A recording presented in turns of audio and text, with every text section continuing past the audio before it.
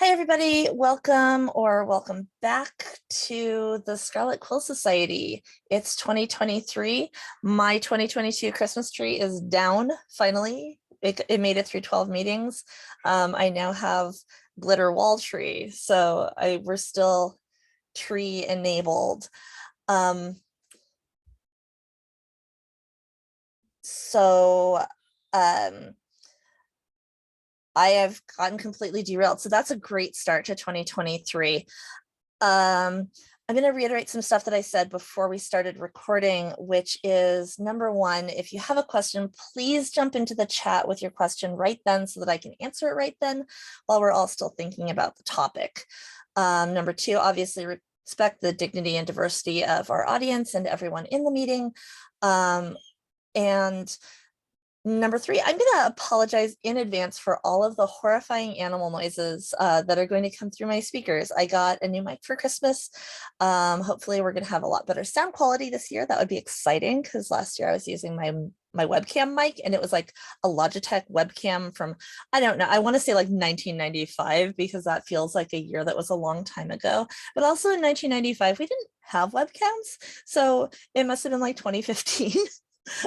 So now we know that I'm old.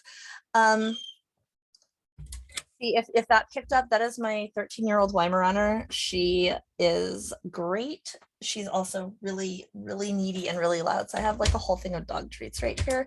And I'm just gonna pass her some dog treats on the way through the meeting.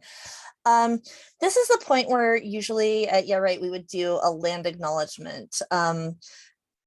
And because of where we are located, or, we're located on the internet, but because of where the bulk of our members are located, which is on the slip of a mountain in the Crook of Three Rivers, there is an entire list of tribes that have historically used this land. And you can actually kind of tell how much research someone has done in this area by how deep their land acknowledgement goes. Like, do they stop at the Multnomah, or do they go through Wasco, Cowlitz, the Kathlamet, the Clackamas? Do they make it to the bands of Chinook? How about the Tualatin, the Kalapuya, the Molalla? And because this area has that kind of a rich history, and present, because everybody's still here. Like, this isn't, the past we're talking about, this is living people living in our area. Yeah Right donates to the Naya Family Center as part of our land acknowledgement.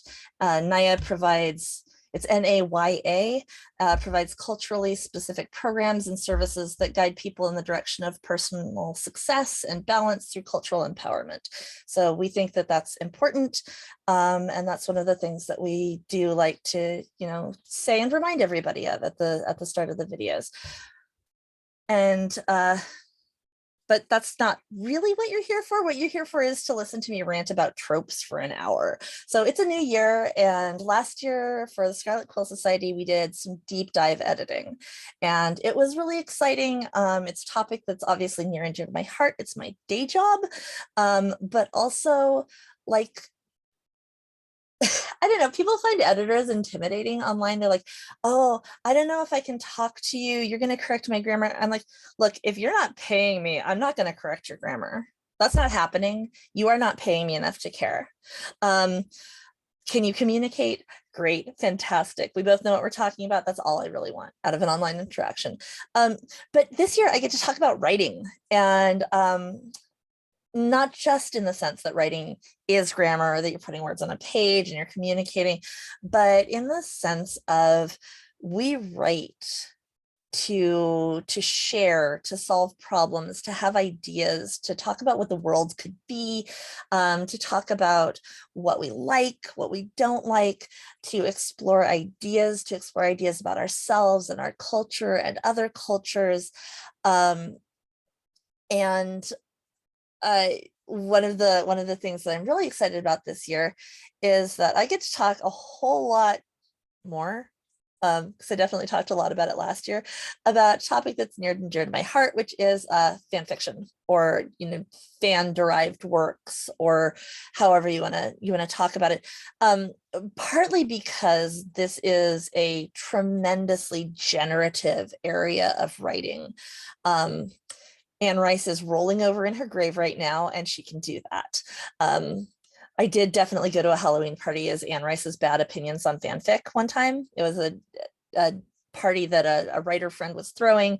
Everybody there was a writer of some kind or another. And yeah, Anne Rice has bad opinions on fanfic. But I also kind of get where she was coming from with that, because she was talking about, well, if I read a fanfic and my character isn't the way that I envision them, am I going to be able to remain true to the way that I envision my character, or am I going to be sort of pulled in the direction that the fan fiction went with the character? And honestly, Anne Rice, Ghostly Spirit of Anne Rice, you should have gone with the fanfic.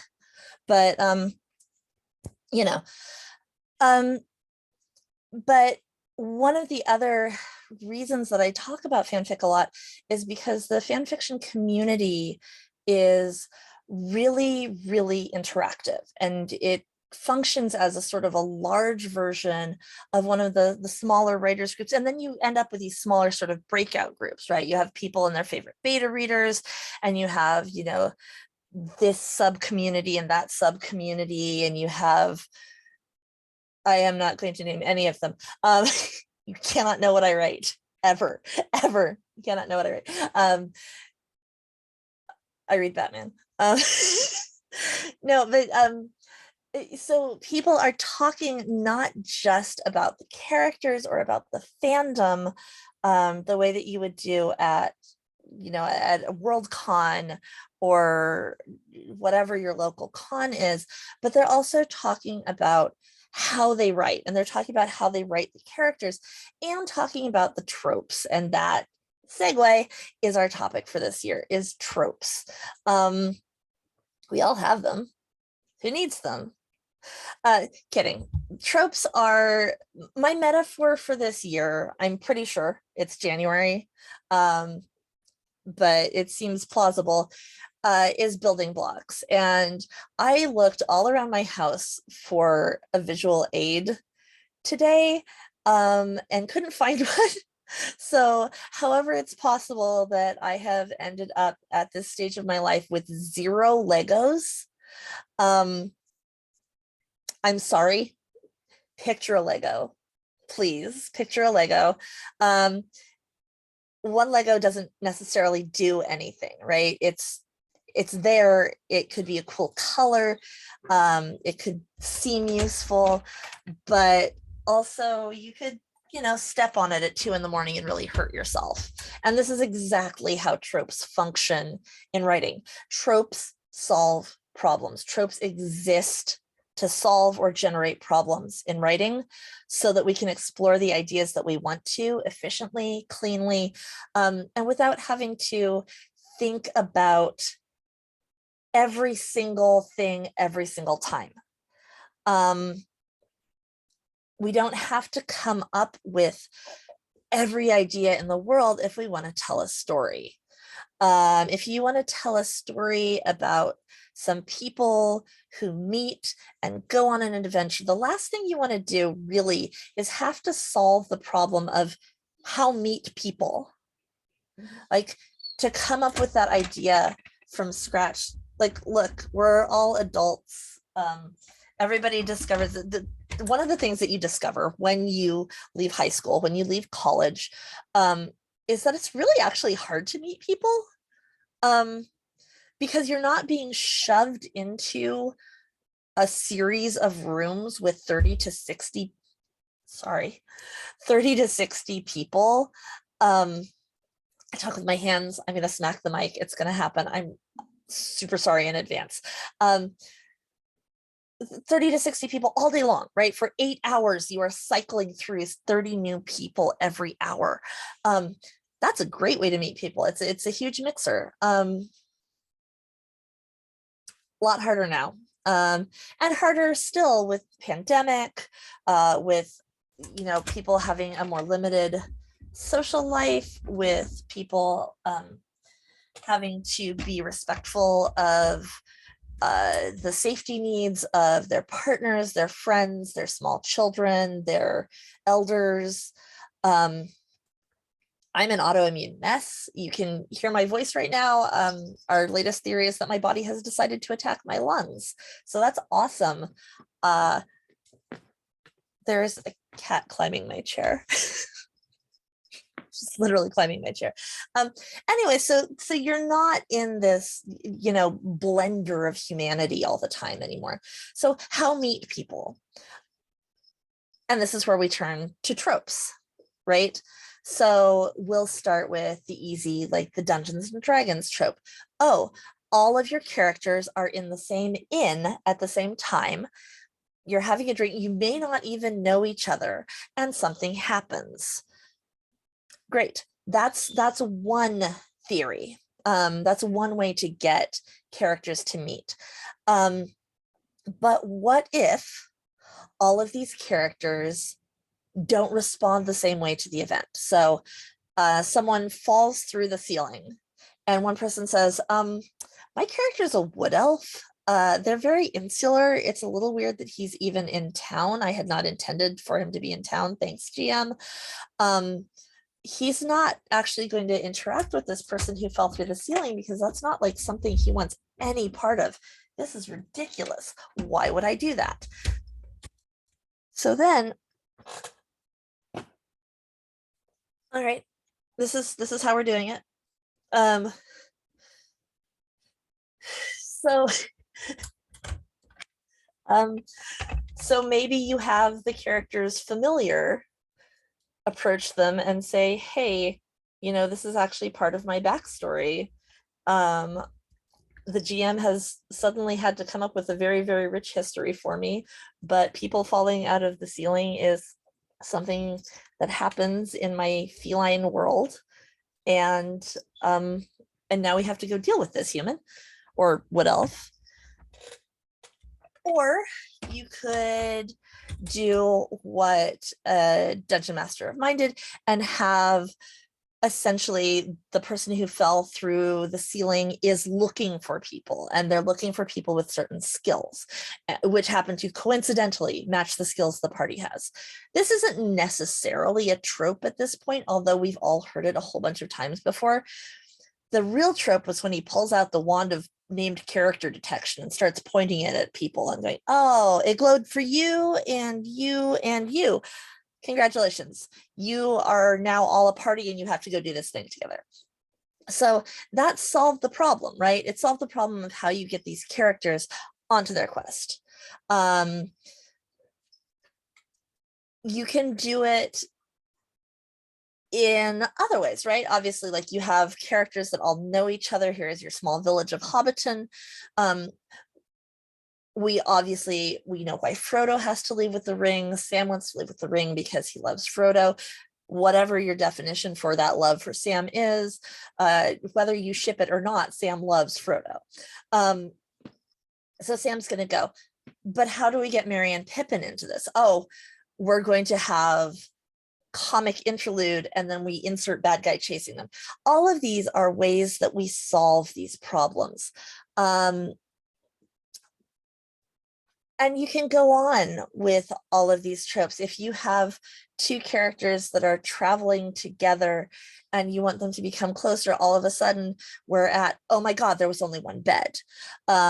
If you have two characters that have no reason to know each other, oh my God, they were roommates. All of these are problem-solving tropes. Tropes can also create problems. And one of the ways that tropes can create problems, and I'm sorry, this is like the world's biggest overview. We're going to like deep dive on tropes every month after this. And I want to preview, I've got like some really exciting guests that are going to come in and fireside chat with me about their favorite tropes as writers and as editors, and what they love about this trope and the ways in which it's problematic. And every trope is like that. Like I said, it's a Lego. You can build with it. You can get really hurt if you step on it. So one of the, excuse you. One of the ways in which these tropes can hurt you is when you start using them for character development instead of just solving problems. And if you borrow a trope, no matter how rich the history of the trope is and how many people have used it, you still have to examine it. You have to look at it and say, is this trope worthwhile? Is it worth putting in this story? And can it be harmful? Like, what splash does this trope have? We're just going to teach this whole session with the cat on my shoulder, apparently. Stop being gross. This is Gremlin. And Gremlin is actually a great example of this because I was going to name her Goblin originally. Goblins were very, very in at the time. And a friend of mine pointed out that nearly every goblin is an anti-Semitic stereotype, and that there's only so much you can do with the history of goblins and the way that they have been described and the way that people understand goblins to be, to get them away from that. And I've got a friend who has been invited to work on some forthcoming video game modules from a well-known publisher who is trying to, focus on the politics of the goblins, and can we make them more like, I don't know, the 15th century Italy, where they have all of these like little warring families, and that becomes the goblin culture rather than, oh, this and that. But goblins, like,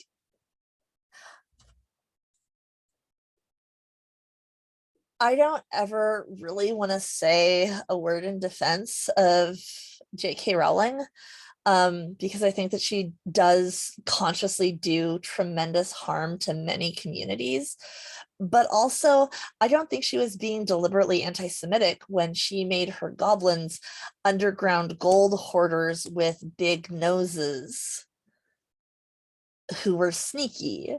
I think she was literally just unexaminedly borrowing the definition of goblins that she understood. The problem was the definition of goblins that she understood is deeply anti-Semitic, like horrifically anti-Semitic. And so you run into that. Anytime you have like, here is the trope about, ogres. What is an ogre? What is, and you end up with like a race that is this way. That's going to be problematic, and it's going to be problematic for obvious reasons. And we got into that quite a bit last year, so I don't want to just harp on it, but also like we have to acknowledge that these tropes, that these ideas that we carry forward, that are kind of plug and play ideas for our stories, do carry the weight of all their history with them. Let's flip it around and go to, date myself here. I was reading a lot of graphic novels in the 90s and early 2000s. And at the time, the big thing, really big thing, was exploring how bad it sucked to be a vampire. And not because you have to kill people a lot, although that is a valid reason that being a vampire sucks and is something that is, ripe for exploration, but because immortality kind of sucks. I'm sorry about my voice, guys. It's just going to be what it is. So immortality is one of those powers that people talk about, like, oh, if you could get 3 wishes, would you wish for immortality? And yes, no, maybe. It would be neat to be immortal. Like, at first blush, it does look neat to be immortal. You get to see things change. You get to, not existing is scary, y'all. It's just real scary. So, or tempting. But it's a thing that people think about, and then they sort of discovered, like, actually that would suck. Like, oh my gosh, all your friends are gonna die and you're not. And so that is a trope that is sort of ripe for mining for angst. Or you're gonna look 16 forever, which on one hand is great, because we right now are living in a society that values the appearance of youth very highly. But what if that stops? What if you end up in a society that does not value the appearance of youth highly? What if you have to be taken seriously and you still look like you're 16, even though you're 70? So how would that work? Um, and so these are the sort of standard tropes for why immortality sucks. The trope of the immortal person who ends up going to high school forever. um I don't know about y'all. I didn't think high school was great enough to go forever. I might go to college forever. I could see going to college forever. um there's a lot more freedom. You get to pick your classes.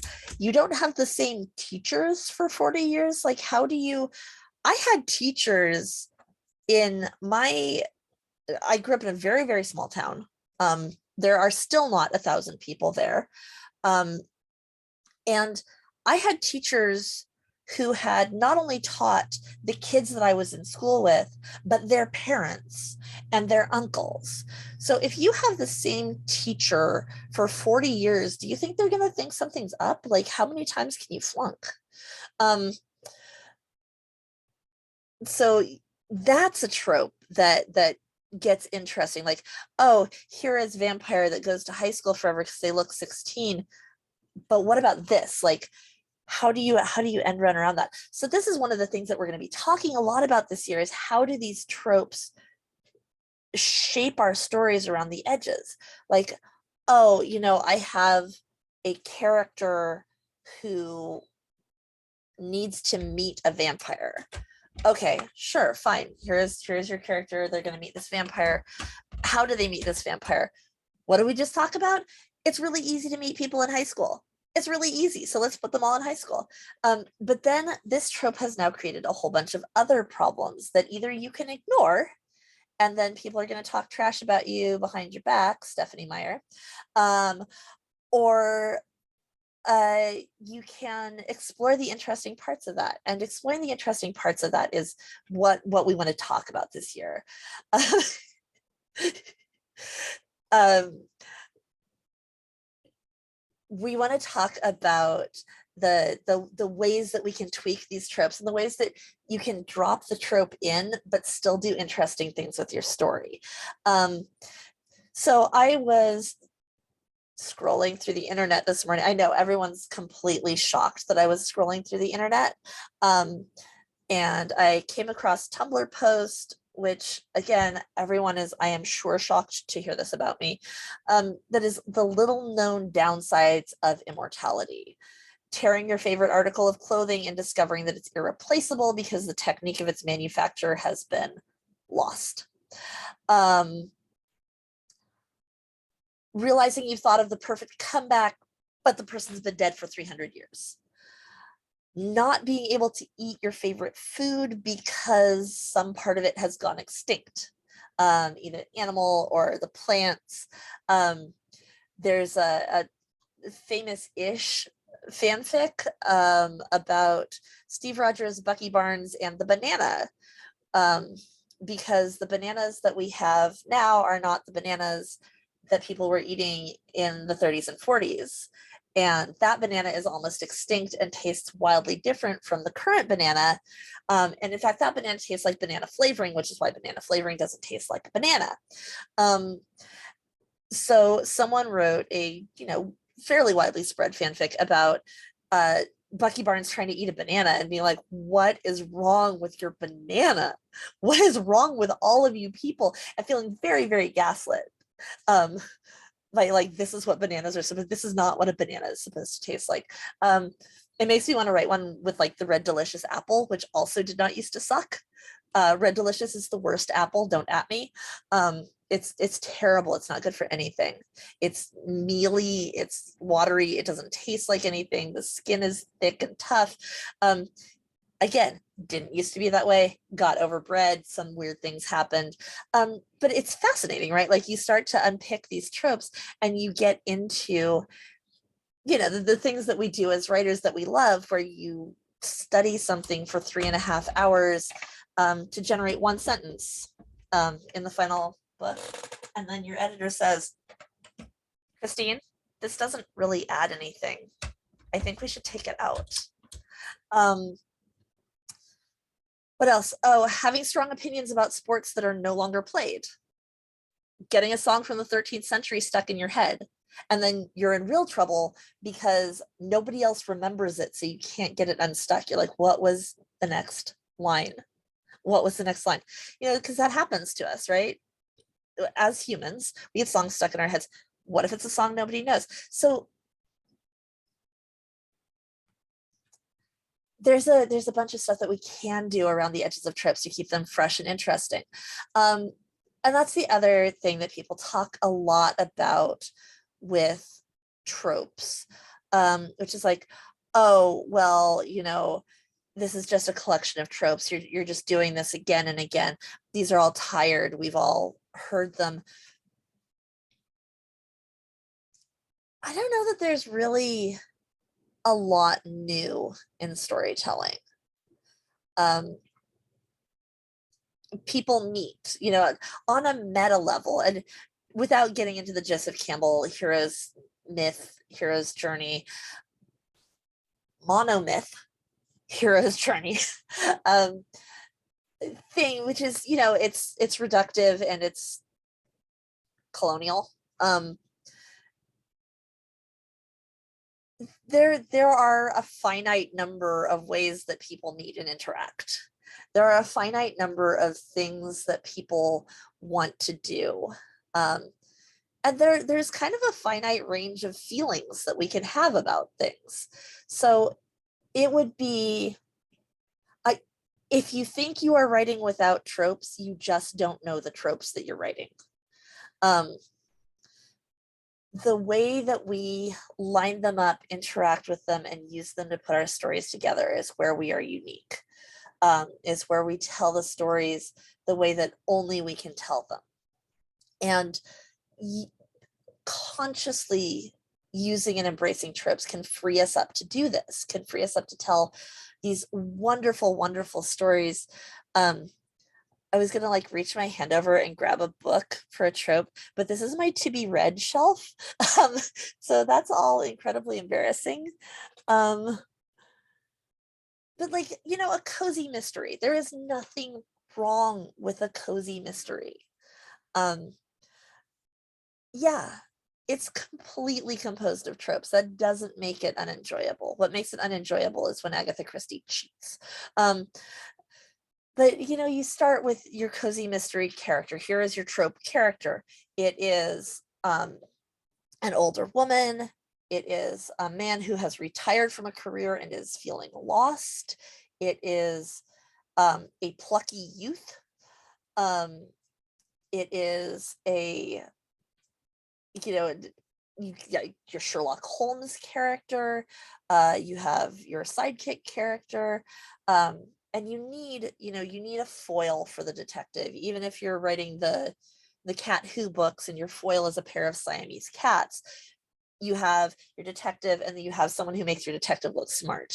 Or in the case of the Siamese cats, someone who is smarter than your detective. And they're going to come to a situation, because in a cozy mystery, the situation rarely comes to the person.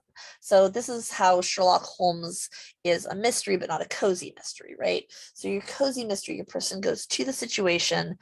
The person themselves is going to have some sort of charming and I try not to use the word wholesome too much because of the way that wholesome is weaponized against people who are being othered.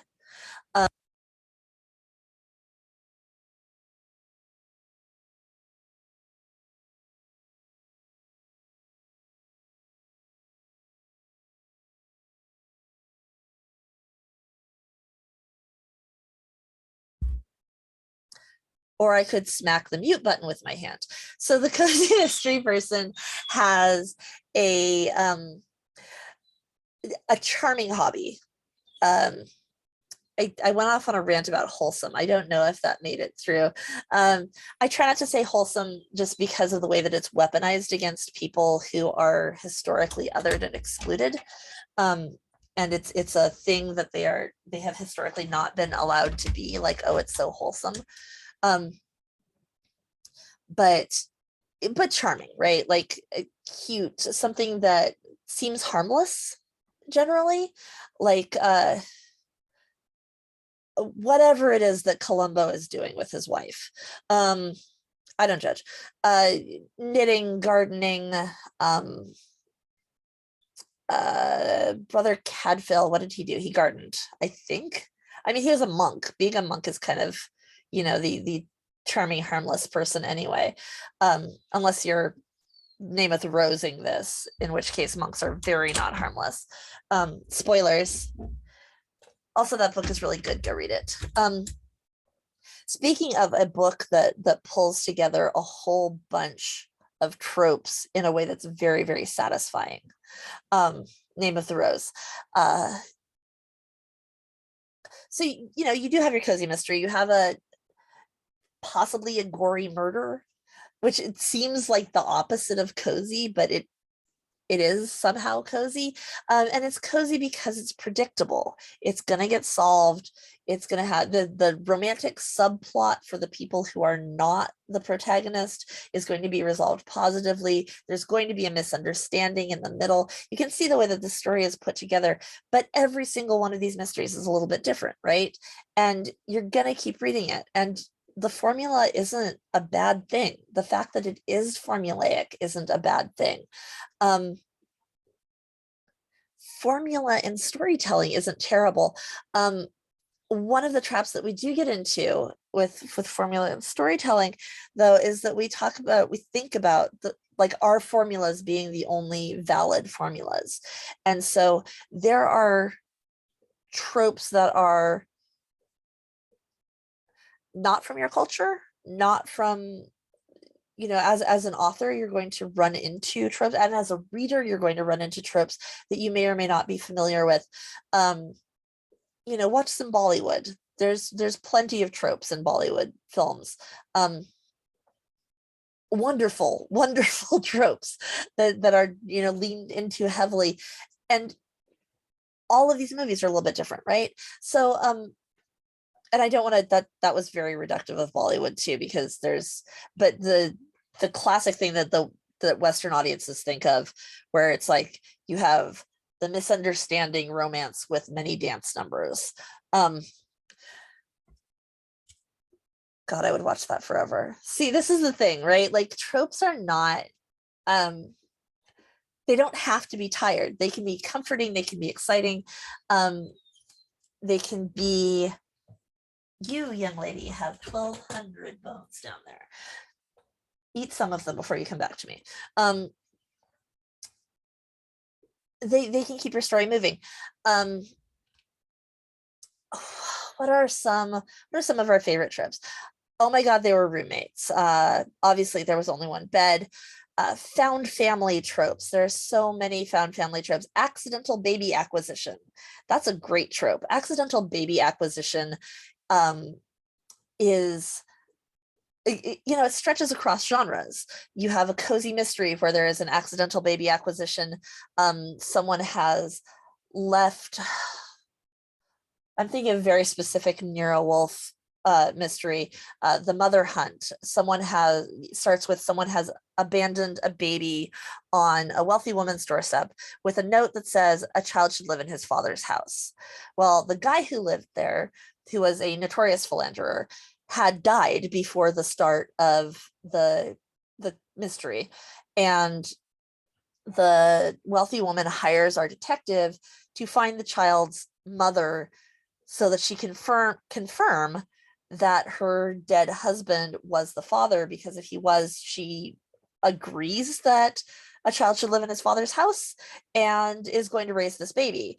And if not, she's going to, I don't know what you do with a baby once you've taken it in and had it for months and months. I feel like you would still keep the baby, but I think she intends to rehome it.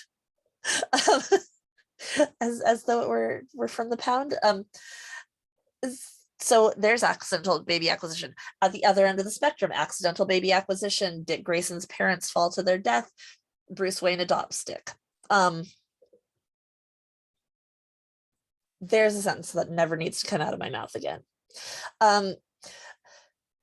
Accidental baby acquisition is the central theme, in fact, of Batman. Repeated accidental baby acquisition. It can fit into any, and it solves a lot of problems, right? Like, oh, is Batman too serious or too it doesn't make any sense. He has no comic relief. Boom, accidental baby acquisition. Here you go.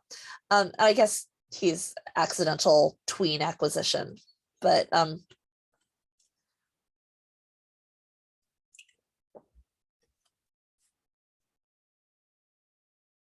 you can do anything with a spare baby. The recording, have a question in the chat, not really a question, but thanks for stopping in, and the recording will be up on YouTube in about a week after this session, usually within the week, and we will post about it in the Discord, and there will be a link from our main website at yeahright.me. So see you at the end of the recording. Accidental puppy acquisition, young lady, can function in the same way. You can have, it can create a shared goal between characters.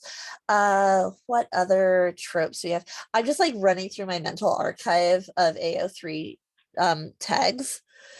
I really, really appreciate that it's sorted by tags. I may never get behind the Wattpad like suggested fic thing because I want to know what tropes I'm engaging with, and what content warnings I need, and I want to go find my own fic. I'm gonna say that, and then I'm gonna come back to this recording in like 5 years, and all I read is suggested fics off Wattpad, and I'm gonna be like, oh, I was so young and innocent. I'm not going to spend the next 15 minutes listing tropes. You see what I mean, and you see what I mean about stepping on them. And tropes don't have to be as big as accidental baby acquisition. They can be as small as a single tear ran down her cheek, which is one of our editors. I'm not going to out anybody, but it is their least favorite phrase to read ever. They have an entire set piece rant about it. So you can probably find that somewhere. And so, but it's a very compact way of expressing, oh, this character is so full of emotion that they can't hold it in anymore. The problem is that it often gets used not in that situation. It's like, there's a lot of points in both Twilight and the 50 Shades books, which I'm picking on possibly unfairly here, where they say, oh, so-and-so is so brave, and there's no evidence to back that up. Question from chat, can inverting a trope become a trope? Yes, absolutely. Inverting a trope can become a trope. You can use this tweak, like a plot twist, right? Is I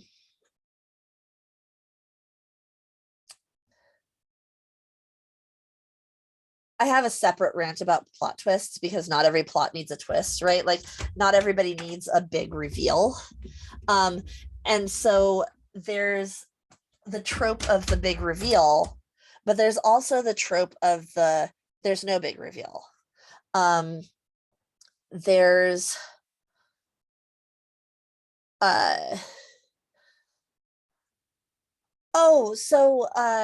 inverting a trope can become a trope if you think about the meme of the girl in the red walking past and the guy is like, and his girlfriend is like, and then if you look at the actual series of stock photos that is taken from, that's not where that goes at all.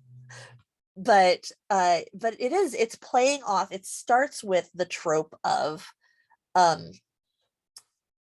here's this guy and he's clearly like a cheater, and here's this other woman walking past, and oh my God, you can take that and expand on it with regular tropes in the way that the meme does, where it's like me, a semicolon, and M dash. Or you can look at the rest of the stock photos, which is actually like he turns around, she looks, he goes after she, the girls end up together. Spoilers, in the stock photos, which is the inversion of that trope, right?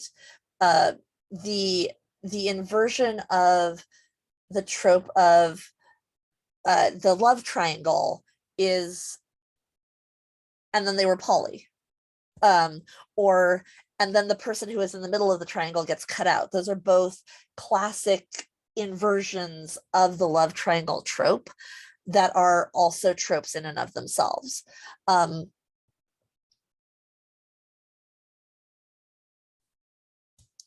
Which are great. They're fun. And these sort of tweak tropes are part of what helps keep the older tropes from getting completely stale, because once you no longer know how the love triangle is going to come out, the tension reappears. So playing with tropes is not just valuable for the experience of playing with a trope, or for the story that the trope gets played within, but it's valuable for the original trope and for stories that are written with that trope. I cannot tell you how fresh it feels to read a story where there's no plot twist, where you think you're going one way and then you go that way. Like that feels novel right now, partly because I read a lot of short fiction submissions, do a lot of short fiction judging, do a lot of short fiction editing. I may be the worst audience for a plot twist, because I, at this point, just assume that that's how stories are going to be told, and I'm so tired. And this is the other thing about tropes, right? Is that the trope, the level of tired the trope is depends on your audience. I may never lose my appetite for, oh my God, they were roommate stories featuring two specific characters. Can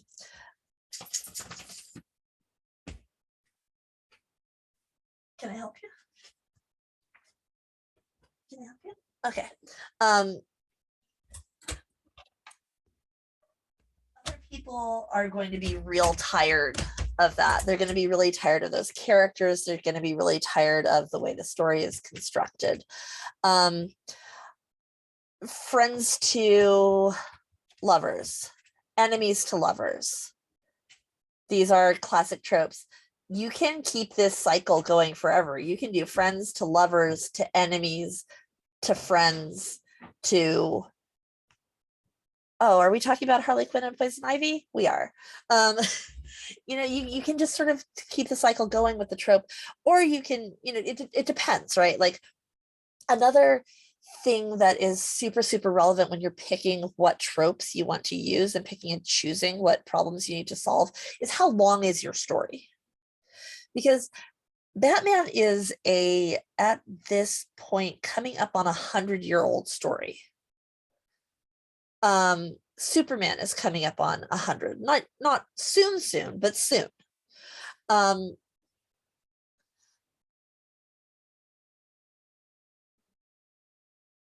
It would be more shocking if there weren't a lot of tropes in it, right? And some of the things that show up in it are tropes, and so picking a trope that chains naturally into other tropes can help you tell your story for longer.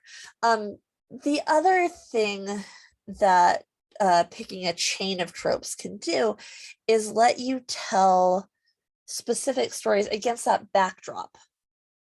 So if you have a story that you want to tell and you set it against the backdrop of a very familiar story, this story is going to pop out more. It's like blurring the background.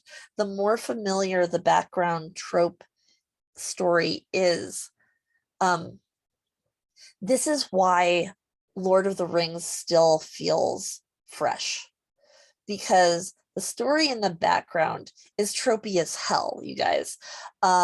It is, oh, here is the lost king on a quest to regain his throne, and there's a big bad guy and a wizard who is also an angel. Surprise, Silmarillion fans. And there's a fantasy backdrop. And even at the time that Tolkien was writing this, even though Tolkien made, tremendous contributions to, what is an elf, what is a dwarf, here is an entire written language and culture for them. None of these things were actually that new. He was just interested in them in the way that a linguist gets interested in things. So there's the backdrop, but the story he's actually telling is Frodo and Sam, right? Is this very small, like, what are the ways in which the tiny chains of friendship can actually topple empires? What's important here? And then you get to the end, which, if you only watched the movies and not read the books, you have missed an entire statement on the Industrial Revolution and the dehumanization of people through mechanical means. And I, is it anti-capitalist? Am I still remembering? Yeah, because Saruman's essentially a venture capitalist at that point and has destroyed everything that was like human. They're hobbits, human and good about the Shire and the ways that the people interacted with each other. And is it a false nostalgia? Yes, but it's also a statement about like what is really progress and what do we need to keep in the face of ostensible progress to retain our humanity. So that's the story that he's actually telling. This backdrop with the eye and the mountain and the giant spiders is actually secondary to that story, and that's why people still stay engaged with it, and that's why people still read it and recommend it and make movies out of it and then butcher the Hobbit. Sorry, Peter. I'm not sorry, Peter Jackson. Why did you do that? Peter Jackson's Hobbit is a very, very, very weird fanfic of the Hobbit, and I don't understand what's going on with it. But it makes me unreasonably angry. So I'm just gonna front that when it comes up. Whole set piece rant about did the Hobbit need fart jokes, and how like really obvious the OCs are in the Hobbit, and why do we have this giant orc battle? It looked really cool. The one-on-one orc fight looked super cool. Not gonna lie.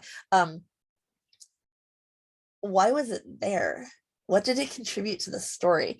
And that's the thing, is that he cluttered so much stuff onto it that you missed the thing that Tolkien was doing with the Hobbit. Everybody go watch the Rankin Bass 1977 Hobbit. Music's better. Music's a lot better. Gollum looks really cool. Gollum scared the crap out of me as a child. That Gollum was horrifying. He featured in a non-trivial number of nightmares. But again,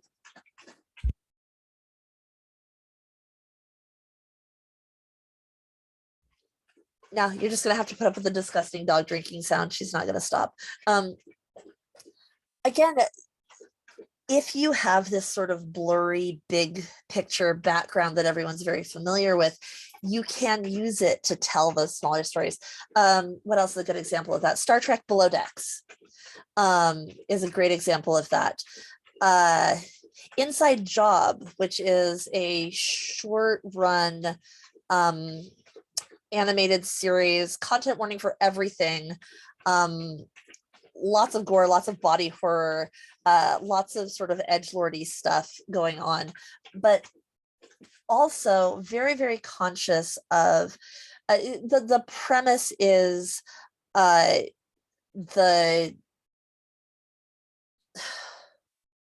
small group of protagonists are, can you stop for 10 seconds? I'm trying to talk. Go drink the cat's water. The small group of protagonists are corporate cogs within the shadow government. And our heroine is a mad scientist who repeatedly gets passed over for promotion because she is off-putting. And I don't identify with that at all as, no, not at all. But it plays with a lot of the tropes of shadow government. It plays with a lot of the tropes of conspiracy theories. And so that's fun, right? It just unpacks all of these tropes. It unpacks, the trope of the grassy knoll, the, super soldier tropes, the whole shadow government trope. And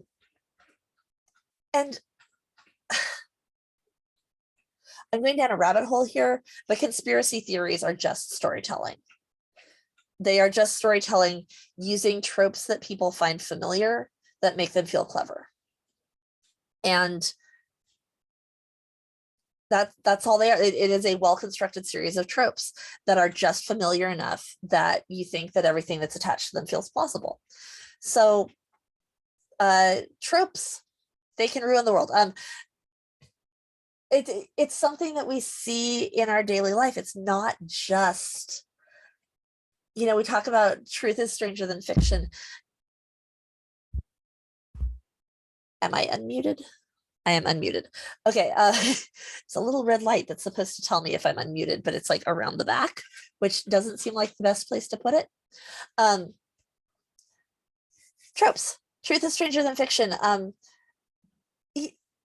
In every Starbucks around the entire nation, world, however far Starbucks reaches now, there is a coffee shop AU playing out for someone's life right now.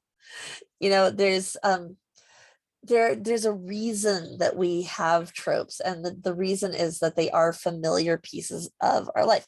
So we're just about out of time, which is great because you probably don't want to listen to me ramble anymore about how much I love tropes and how many tropes I know, but they are super, super useful building blocks that can get us out of problems.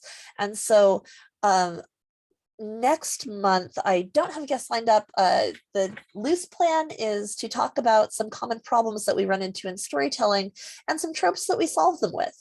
So that is coming up, and thank you everybody for showing up. I'm supposed to repeat the like and subscribe and hit the bell things, do the social media things, please. I don't know, maybe someday this living room will be famous, right? And I am really, really, really looking forward to getting to teach this all year long. Always hit me up in Discord with any suggestions. You can comment on our blog. That feels very sort of 2010 to say, but you can comment on the blog. We do read it. Comment on the video. If there's tropes that you want to see unpacked, if there's something that really, really interests you, tell us. I want to talk about what you want to hear. So I am going to hit the note button on my recording and we will be done. Thank you.